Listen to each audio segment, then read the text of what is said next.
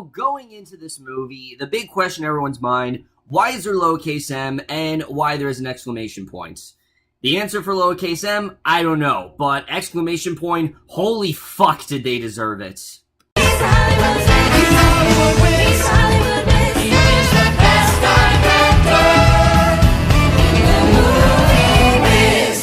Hey guys, it's Karen using another movie for you guys, and this movie reviewing, this is a movie that I was definitely very excited for. It's probably one of the most anticipated movies of the month, and that is none other than Darren Aronofsky's new film, Mother. So what Mother is essentially about is we focus on this couple, played by Jennifer Lawrence and Javier Bardem, simply just referred to as Mother and him. They live basically in complete seclusion in this mansion, and basically, Mother is very obsessed with them making a paradise and things like that. And one day there's a knock at the door when a guest answers, and Mother isn't really sure what's going on. And throughout the movie, more and more guests start to occur, and this really starts to drive Mother to insanity, and that's really all I have to say. So, Mother, guys, this movie in general, I was so excited for. Not only because of the cast, but because it's Darren Aronofsky. You guys know, I love what I've seen the guy's work so far. Now, keep in mind, I haven't seen The Fountain, I haven't seen Noah, I've only seen Black Swan and Requiem for a Dream. I've only seen those two films, but I absolutely love both of them. I think they're both incredible masterpieces. I think they're both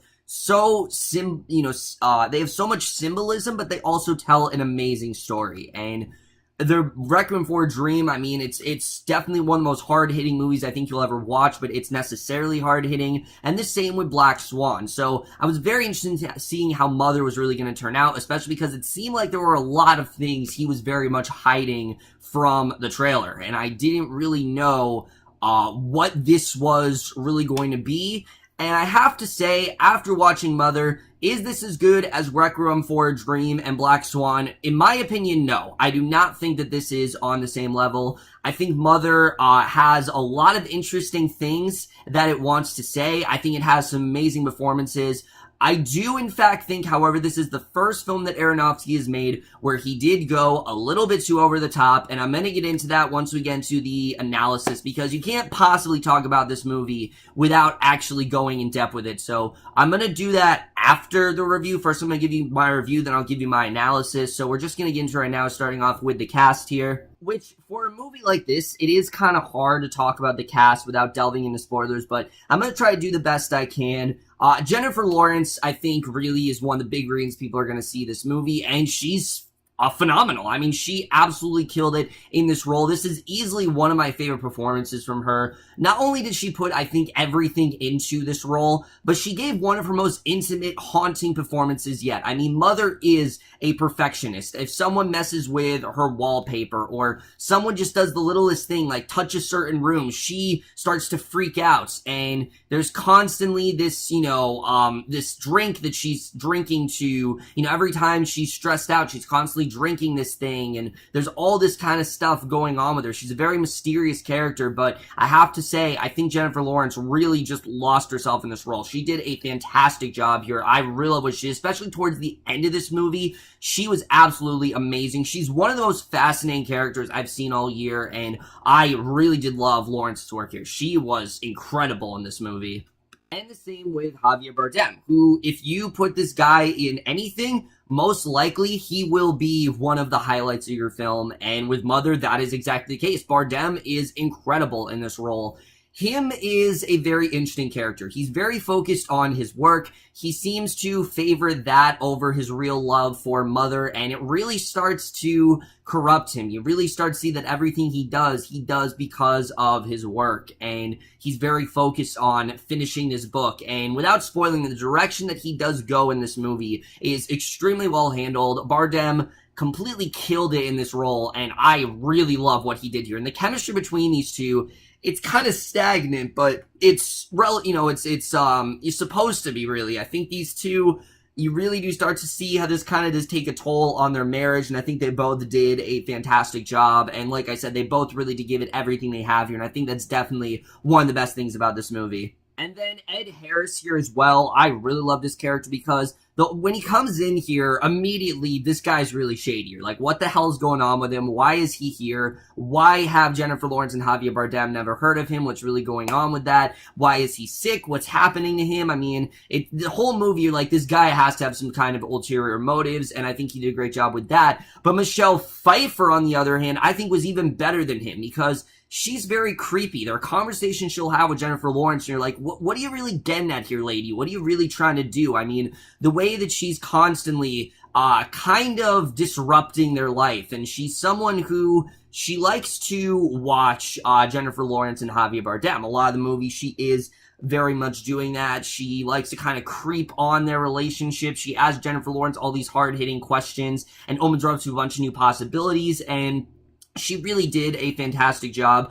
Honestly, everyone here was fantastic. Acting-wise, I think everyone was perfectly casted, and there really wasn't anyone that I can say, oh, I didn't think they were good in this movie. But now we have to get into the directing and the writing, because that's where I am kind of 50-50 with this film. While I think the directing is very well handled, it's very dark, it's very bleak, it's very hopeless, it's not really funny at any point. It is, like I said, a very bleak film.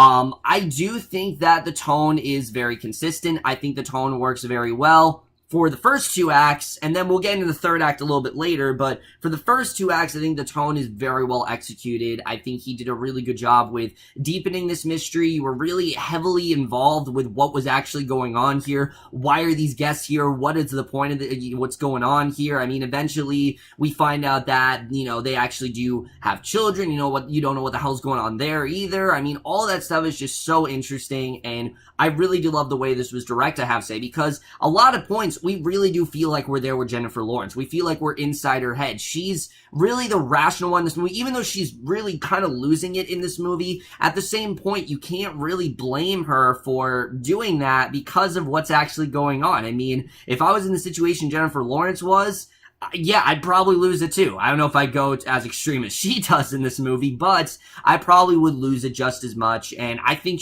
they really did a great job with getting us into her character, especially when it comes to the screenplay. This is easily one of my favorite screenplays of the year. Again, I'm talking about the first two acts here. The third act is a bit iffy. I'll get into that in a little bit, but the screenplay here is so well constructed. It's a movie that starts off very small. It starts off as this very simple movie about this couple, and then it just kind of builds and builds and builds, and it excels at going from very quiet, because it is a film that really does revel in the idea of silence, in the idea of solitude and solace. That's a big theme of this movie, but as the movie goes on, things just start to get more and more insane to the point where it eventually turns into an all-out riot without spoiling anything. But the third act absolutely goes for it, and I think they did an incredible job with that. However, getting into the third act, I don't really know if I love the third act. I really don't. I think the third act in general, there's a part of me that says, I think he did go a bit too far. I definitely will say that. I think there are some things in this movie that I really wish I didn't see. But at the same time, Aaron Aronofsky is actually saying a lot of interesting things, and I very much do agree with a lot of the things that he is promoting in this movie, and a lot of the main message that he's getting behind, I think really does make a lot of sense. I totally do understand that, but I don't know if he needed to approach it in the way he really does here. It just felt a little bit too over the top to me. It felt like Darren Aronofsky was so focused on not shock value necessarily, but just really going for it. And, I always say it's great when a director goes for it. At this point, though, I don't know if I loved the way he did. I really don't know if I loved the way it was handled. I think he did go a little too over the top with the third act. However, there are things I still really do love about the third act, and we're going to get into that in the analysis and everything. But the cinematography here, this film is extremely well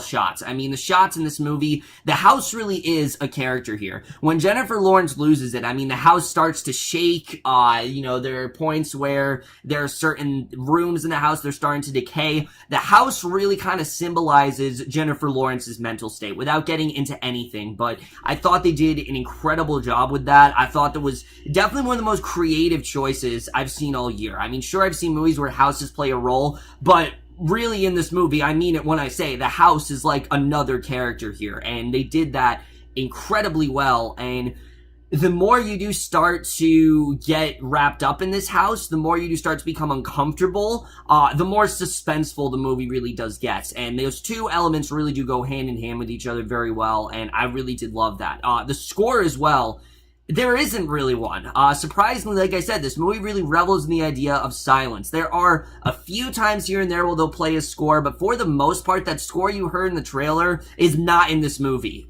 because this movie is very silent. It's just a very quiet film, and that was something I thought was honestly really well done. This movie doesn't need all this background music to to actually heighten the tension. However, I was also a little bit disappointed because if you guys know, the score for Requiem for a Dream is one of my favorite movie scores of all time, so I was really pulling for a really nice score here, but unfortunately there wasn't one. I do understand what Aronofsky was trying to do, but I did kind of want a really dope score of this movie, and I didn't exactly get that, so I was a little bit disappointed there. And then the ending to this movie, I thought this movie was the perfect length, honestly. I thought it really did fly by for me. The third act, I do think it very much dragged. I do think it dragged a little bit, especially after a certain point. It just seemed like the movie was going on and on and on. I understood, again, what he was trying to do. I totally understood that, but I did think that the third act he did go a little bit too over the top with. So now, guys, I'm going to do something I don't usually do. I'm actually going to give you my rating of this movie first, and then I'm going to go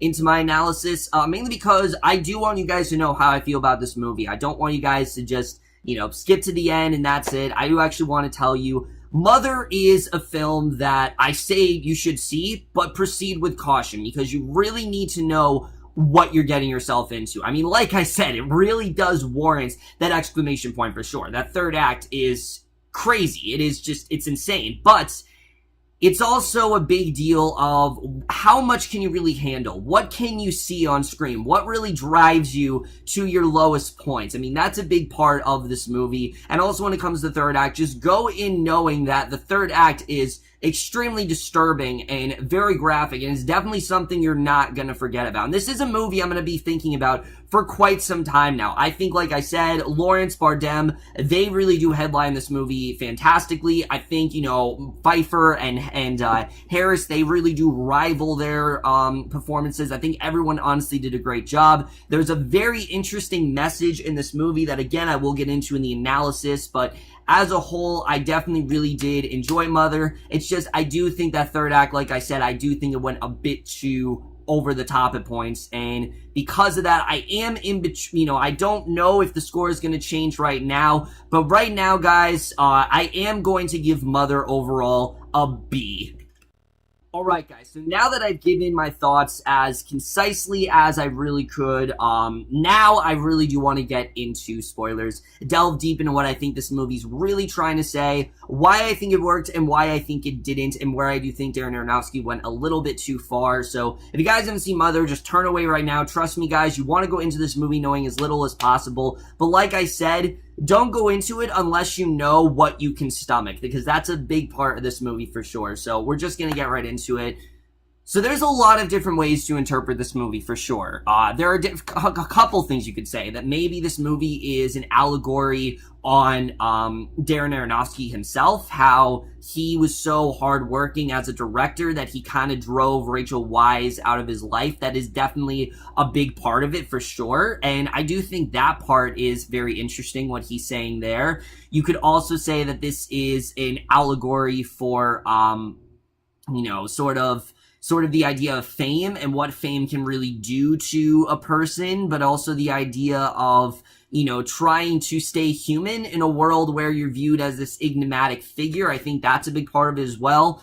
But what I really think it boils down to here is that this, surprisingly, is a retelling of the beginning of the Earth. That's really what this is. This is the story of the beginning, where Mother Earth, that is who Jennifer Lawrence is. She is playing Mother Earth. And if you look at it from that angle, it's really well handled, I have to say, because a lot of things do actually make sense there, where Jennifer Lawrence, throughout this movie, you can just tell she starts off very innocent and wise, which, much like how we start out as humans, she's very innocent. She doesn't really know what's going on. She's kind of just listening to Javier Bardem, who, it is pretty clear Javier Bardem is God in this movie. I mean, just the way that, he acts. I mean, there are different things you could say, but I think that's really what it translates to. As far as how she is Mother Earth and what that really does mean for this movie, we're gonna get into that. But, throughout the film, all these different guests, start to kind of complicate her. And I think that the guess really is the idea of Adam and Eve. I think Ed Harris is Adam in every way. He is very much Adam because these two are living in complete seclusion. There's no one else there, similar to how the beginning of, biblically, the beginning of the world, was created, where before the beginning, there was nothing, there weren't any people or anything like that. All there was this little house, and the house is really the earth. That's really what you can interpret the house as, is it is the earth, and how humans really do kind of take advantage of it. And I think it's definitely a big part of it. But like I said, Ed Harris really does represent Adam. I think Michelle Pfeiffer very much does represent Eve. And the forbidden fruit. I mean, they do very much taste the forbidden fruit. They get kicked out. That forbidden fruit is the crystal that they do end up breaking. That means a lot to him's character. And they do end up getting kicked out, as we know. But then you factor in Brian Gleason and Domhnall Gleeson. What is the point of their scenes? Because I honestly wasn't sure at first. But when I really think about it, I think it's all about Cain and Abel. Cain and Abel were these two siblings who were idolized, by all these Greek gods and things like that. And, Cain did actually end up killing Abel, I believe. I don't remember what order it was, but Cain actually ended up killing Abel, I think, or Abel killed Cain. One of them was more favored over the other, much how, Brian Gleason was favored over Domhnall Gleeson, and that's why he actually did kill him. I thought that was just a very good take on that. Again, it's hard to read at first, but it really does make a lot of sense if you think about it. I thought all of that really was making sense. But the thing I think that worked the best, honestly, was the elixir. The elixir that Jennifer Lawrence is drinking here. As you see, her heart plays a big role in the movie. I think the heart is Mother Nature's, stability and the earth as a whole. The more guests try to corrupt her life, the more they start kind of polluting Mother Earth. And you do very much see that. When her heart starts to turn black, when the red starts to wither away, it's because Earth is being polluted and the Earth is getting more and more corrupted. And that's something that I do very much agree with. The idea of pollution, the idea that we do need to kind of work together and save the Earth, I do think is very well handled. Where I think Aronofsky went a bit too far, however, is the third act, because I think Aronofsky came up with this idea. He thought it was brilliant. I know he only came up with the script in 5 pages, but it's very evident here, because not only do I think the third act, first of all, I will say, I was on board with it. I was. The way that it was so quiet, and then it builds and builds and builds, that's extremely well executed. The way that these house guests, they come in, and at first they're just surrounding Javier Bardem, all trying to get a picture, all worshiping God, and that's very similar to how God was. God was an enigmatic figure. Everyone wanted to be with God. Everyone wanted to get a picture with God. Everyone wanted to hang out with God. Everyone wanted God to baptize them and bless them. I mean, that's very much what's going on here, is that everyone wants a taste of, him's book. They all want to see what it is. They all want to get to know him, and, what does that mean for Mother Nature? Well, Mother Nature's got to take a step back, and Mother Nature kind of becomes another piece of furniture in this scenario, and that's very much what we do see. I mean, it gets to the point where they start stealing things, they start tearing things off the walls, they start having parties, they start abusing her. I mean, it gets really, really bad very fast, and all of that, I was on board with. I'm like, all right, this is actually really well done. I love what he's trying to say here. I thought all that was great.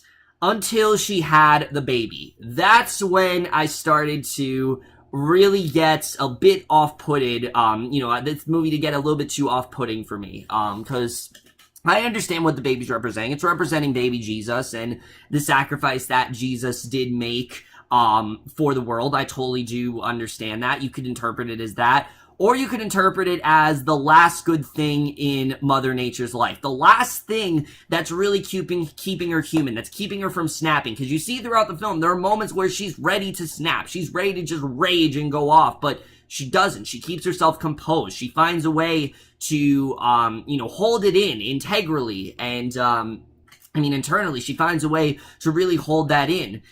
But once they kill her baby, there really is no coming back from that. And the killing of the baby, I think, was just honestly a little too graphic for me. It really was. After that, I'm like, I don't know if I really want to see the rest of the way this plays out. And that is going to certainly divide a lot of people, which, trust me, I totally understand. If you guys hate this movie because of that scene, by all means, I understand. I really do, because I do think Aaron Aronofsky went a bit too over the top with it. You could have definitely still killed the baby, but do it in a way that's not so literal. We didn't need to see the baby being eaten by everyone. We did not need to see them eating the flesh of this newborn baby. I just thought they went a little too far with that, and I think that is going to divide a lot of people. I think a lot of people are really going to be repulsed and disgusted when that scene does come up. And again, that really did kind of hurt me. But I do like the way the movie does kind of wrap up here, where she is, like I said, very, she's at a point where she's at her lowest point yet. She basically just wants to kill everyone and just kind of start over, because her Earth is completely polluted. That's it. There's no way that she can sustain this anymore. She just has to destroy everyone, and that's exactly what she does end up doing. And I think that really is a big part of why she's the only named character in this movie, because she's really the only one who seems to have a soul and seems to have some kind of heart and isn't just wrapping herself up in the doings of the crowd. She's not like Javier Bardem. Javier Bardem is too focused on the crowd and how everyone wants him and how he's really helping everyone, where he doesn't really take a second to really love her. And what Mother Earth says is very interesting. When, before she's about to, ignite that gas, she said something to him along the lines of, you didn't love me, you just loved being with me, you just loved the idea of me. I thought all that was definitely very interesting.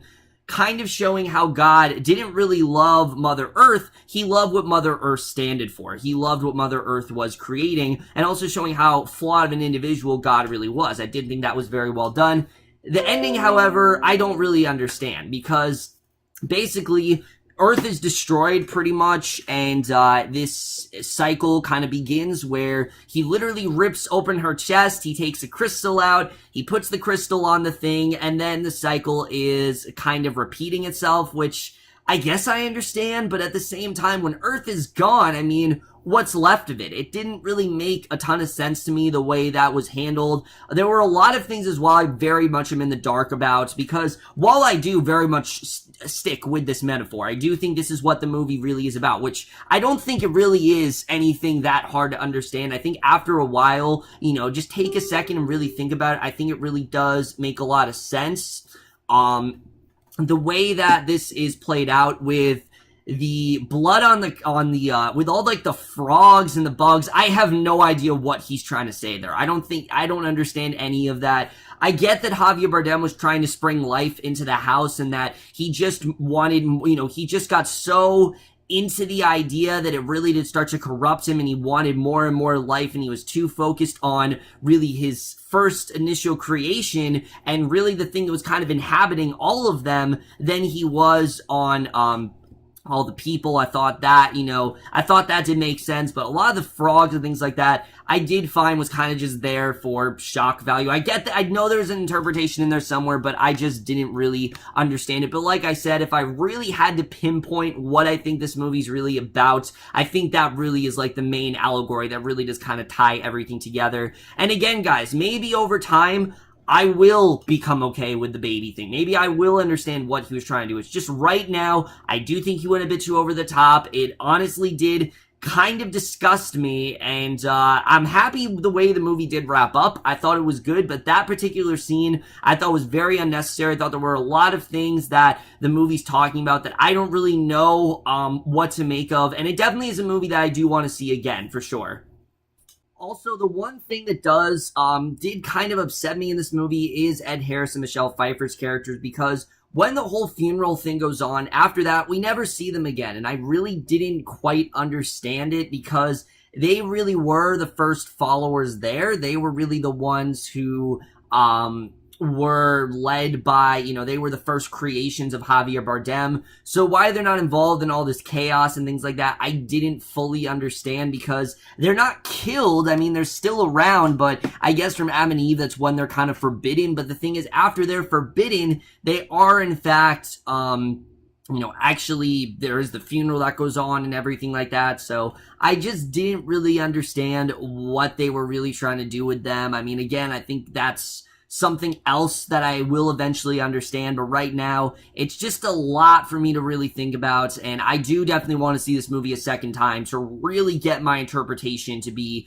100% accurate. So most likely there will be another review for this very soon. So overall, guys, that's it for my review of Mother. Let me know what you guys thought of this movie overall. Loved your thoughts on it. And really, let me know what you guys think, because I do want to know your interpretations of it. But just be cautious, you know, of everyone. Put a spoiler there, because, you know, not everyone has seen this movie. But I really do want to know what you guys have to say. You know, what do you think the movie's really about? What do you think the underlying theme is that ties everything together? And what did you think of some of those scenes? Like I said, the reason I gave it a B is because there are a lot of things that I think I understand, but also at the same time, I do think Darren Aronofsky just went a little bit too far at points, and I do think it is going to upset many. It is a film that I do want to watch again, though. It's a film I've been thinking about ever since I saw it, and that's something that's great about movies. It gets you to start a conversation, and I think that's very much what this movie is going to do. It's going to get people to start to talk. It's going to get people fascinated with the idea of what it's really about, and I'm definitely interested in seeing how this really does play out to mainstream audiences, because